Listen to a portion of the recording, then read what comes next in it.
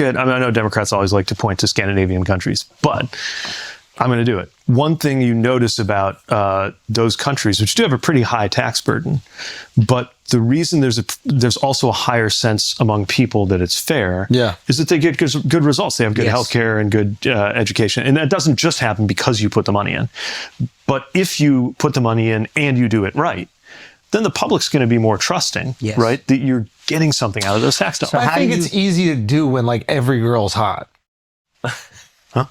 What's up, y'all? Welcome back. We recently covered how Mayor Pete knows the right words to sound like he's on your side, but isn't actually for any policies that will benefit your life. And then I came across him sitting down with Andrew Shultz on his podcast, and it was just another example of that. But Andrew Shultz is such a dunce that you couldn't even tell that Mayor Pete isn't really saying anything. Let's watch some clips, and I'll give my thoughts on it afterwards. Back to that. You have Bernie and AOC who clearly have a message that's resonating. Why isn't the party getting behind that? So I think a lot of what they have to say will get more and more traction in the party, especially on the economic piece, right? This idea that you have a lot of regular people in regular life getting screwed over by the way things work. And if we don't have better services and fairer taxes, like we're just never going to get through that. And it's thrown in their face. And it's thrown in their face quite often. Look how great Biden's economy is. Look at the stock market. And they're like, that doesn't affect me at all. Cereal's $10. Yeah. What are we talking about? I would feel deeply offended if I was them, especially when you throw that kind of support behind, one specific party. And I think that's why you saw a lot of them start to migrate. So then what do you do? Like, how do you get working class people back? Well, first, I think we need to be more disciplined and louder about that economic message. So look, to be clear, we will be advancing policies that make sure you are economically better off. What does that mean? That means that you can, the one thing I think people do give us a lot of credit for is healthcare, but there's more to do on that, right? We're not going to let them tear up Obamacare. We're going to make sure that there is a fairer tax code, not just standing against the tax cuts for the rich that he's about to push through Congress, but actually having a tax code where there's not a benefit to a corporation, like moving billions of dollars overseas, where there's not a benefit to kind of hiding your worth, where you're not better off basically with wealth than work, which is where the tax code is right now. I think need to be much more clear about what we would provide in terms of services for people. We're the only country, I think maybe Papua New Guinea is the only other country in the world that doesn't do a policy for parental leave, some level of national guarantee that when you have a kid, don't start this, bro. You will get leave. Don't start this, man. I got people trying to have kids working at this company right here. we cannot recover from this financially. It can be done, I promise, because we did it when I was mayor. We did it locally for city employees, and we at our company we pay for anybody that wants to have their eggs frozen.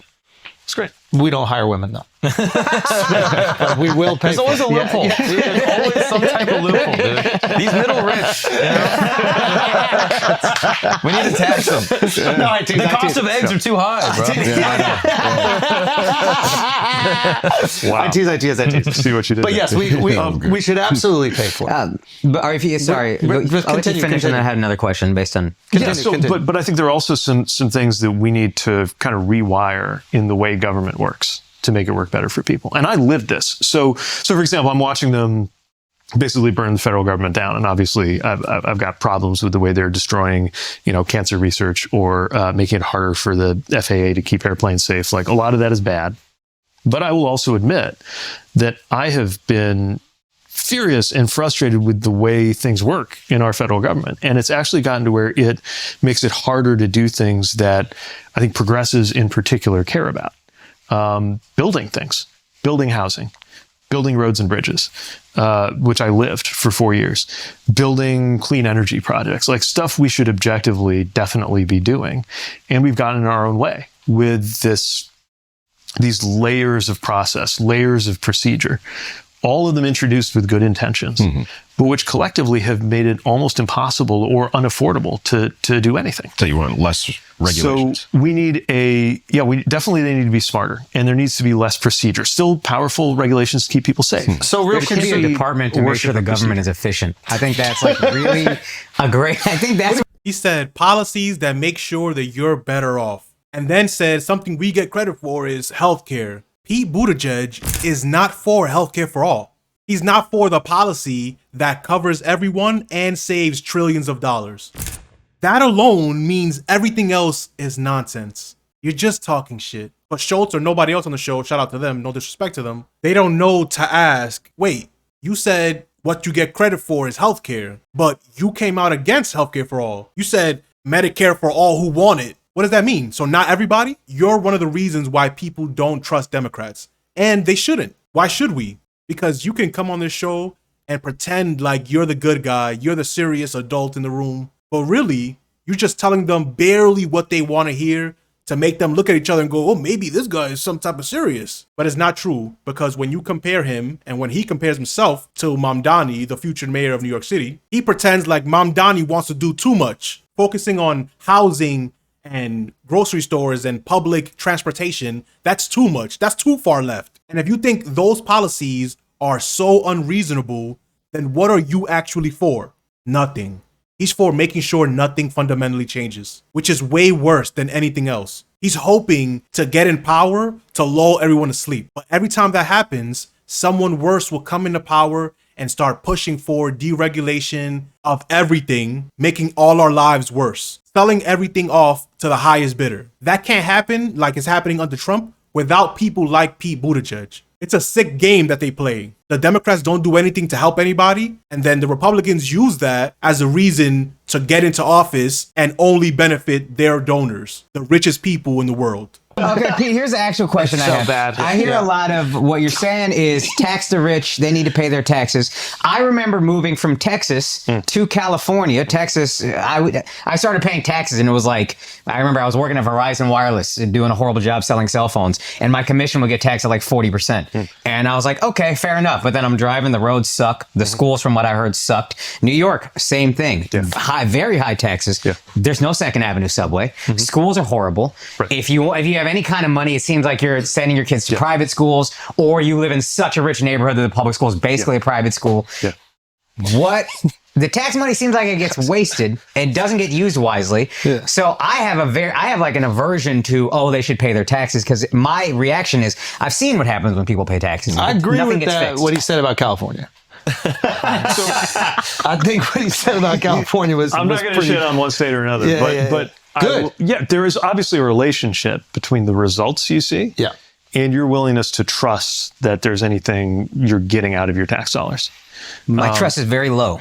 Especially with America's trust is very low, right? And if you look at, I know Democrats always like to point to Scandinavian countries, but I'm going to do it. One thing you notice about those countries, which do have a pretty high tax burden, but the reason there's also a higher sense among people that it's fair is that they get good results. They have good healthcare and good education. And that doesn't just happen because you put the money in. But if you put the money in and you do it right, then the public's going to be more trusting, right? That you're getting something out of those tax dollars. So I think it's easy to do when like every girl's hot. Huh? This guy. No, like, have you been to Scandinavia? It's like every girl's hot, right? So you're asking the wrong guy. Sorry, the dudes are hot there too. The dudes are good-looking guys. If you're into that look, I don't know if you're into that look. All right, I know I'm calling them dumb, but that was pretty funny. You're asking the wrong guy made me laugh out loud. But this is dead ass serious. People are tuning in to hear what they have to say, and the question they're about to ask this elected official who ran for office before and is only here in preparation for him running for office again. Pete Buttigieg doesn't do anything for anybody else. Everything he says and does is to benefit himself and himself only. So this is the time to ask him about what he actually believes. Specifically, not just, I'm for good things and I'm against bad things. That's not enough. Maybe you'll have to roll out a big board and write down specific policies. Are you for healthcare for everybody? Are you for public transportation actually being public? Are you for all these mega corporations buying thousands of apartments and pricing everyone out? What are you actually for? Are you going to continue to raise money from private corporations? What are you doing? What's up with you? That's what's supposed to be happening. But Shultz and crew is like, they only want their podcast to be a humanization tool for politicians. But politicians, by and large, don't care about humanity. So every conversation they have has to be adversarial, like the previous video on this channel, where Crystal Ball completely wipes the floor with former quote-unquote CIA agent and now Senator Alyssa Slotkin from Michigan, where Crystal Ball just straight up says, don't play powerless with me. You're one of the most powerful people in the world. What are you doing to stop what you say is a bad thing? Don't let these people off the hook trying to make jokes. And even if it was kind of funny, you're derailing a conversation of actual policy of what they want to do with our tax money to make a silly joke. But if you're still watching, you might as well click this video of Crystal Ball laying a smackdown on Senator Slotkin, like this video, and subscribe to the channel. Peace.